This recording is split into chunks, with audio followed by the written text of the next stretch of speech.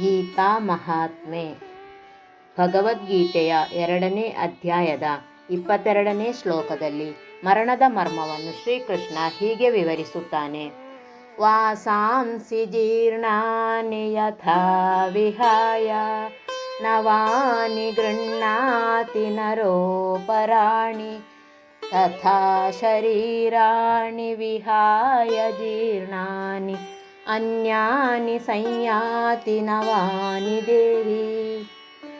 ಮನುಷ್ಯನು ತನ್ನ ಜೀರ್ಣವಾದ ವಸ್ತ್ರವನ್ನು ತೊರೆದು ಹೊಸದಾದ ಬೇರೆ ವಸ್ತ್ರವನ್ನು ಧರಿಸುವಂತೆ ಈ ದೇಹಸ್ಥನಾದ ಆತ್ಮನು ಜೀರ್ಣವಾದ ಶರೀರವನ್ನು ಬಿಟ್ಟು ಹೊಸ ಶರೀರವನ್ನು ಹೊಂದುತ್ತಾನೆ. ಆದ್ದರಿಂದ ಮರಣಕ್ಕೆ ಹೆದರಬಾರದೆಂಬುದು ಈ ಮಾತಿನ ತಾತ್ಪರ್ಯ.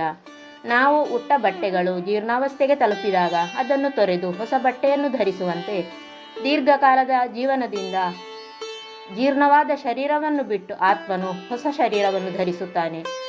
ಸಾಮಾನ್ಯವಾಗಿ ಹಳೆಯ ವಸ್ತ್ರವನ್ನು ಬಿಡುವಾಗ ಯಾರೂ ದುಃಖಿಸುವುದಿಲ್ಲ, ಬದಲಾಗಿ ಹೊಸದನ್ನು ಸ್ವೀಕರಿಸುತ್ತಿರುವುದರ ಬಗ್ಗೆ ಸಂತೋಷವನ್ನೇ ಪಡುತ್ತಾರೆ. ಅದೇ ರೀತಿ ಜೀವಾತ್ಮನು ಈ ಶರೀರವನ್ನು ಬಿಡುತ್ತಾನೆಂದು ದುಃಖಿಸಬಾರದು, ಭಯಪಡಬಾರದು. ಆದರೆ ಸಾಮಾನ್ಯರಾದ ಅಜ್ಞಾನಿಗಳಿಗೆ ಇದು ಸುಲಭದ ಮಾತಲ್ಲ. ಈ ಶರೀರವೇ ತಾನು ಎಂದುಕೊಂಡವನಿಗೆ ಮುಂದೆ ನನ್ನ ಗತಿಯೇನು ಎಂಬ ಚಿಂತೆ ಇರುತ್ತದೆ. ಹೊಸ ಶರೀರವನ್ನು ಪ್ರತ್ಯಕ್ಷ ಕಂಡು ಹಳೆಯದನ್ನು ಬಿಡುವುದಲ್ಲ. ಕರ್ಮಾನುಗುಣವಾಗಿ ಮೊದಲೇ ನಿಶ್ಚಯವಾದರೂ ಹಳೆಯ ಶರೀರವನ್ನು ಬಿಟ್ಟ ನಂತರವಷ್ಟೇ ಮುಂದಿನ ಶರೀರ ಲಭಿಸುತ್ತದೆ. ಈ ಹಿನ್ನೆಲೆಯಲ್ಲಿ ಜನನವಿರಲಿ ಮರಣವಿರಲಿ ಅದೊಂದು ಬದಲಾವಣೆ ಎಂದು ಹೇಳುವಾಗ ಅಜ್ಞಾನಿಯಾದವನಿಗೆ ಕಷ್ಟ ದುಃಖಗಳು ಇದ್ದೇ ಇವೆ. ಆದರೆ ಜ್ಞಾನಿಯಾದವನಿಗೆ ಹಾಗಿಲ್ಲ. ಯಾಕೆಂದರೆ ಹುಟ್ಟು ಸಾವುಗಳ ಗುಟ್ಟನ್ನು ತಿಳಿದಿರುವ ಅವನಿಗೆ ಶರೀರವನ್ನು ಬಿಡುವುದು ಅಂಗಿಯನ್ನು ಬದಲಿಸಿದಷ್ಟೇ ಸುಲಭ.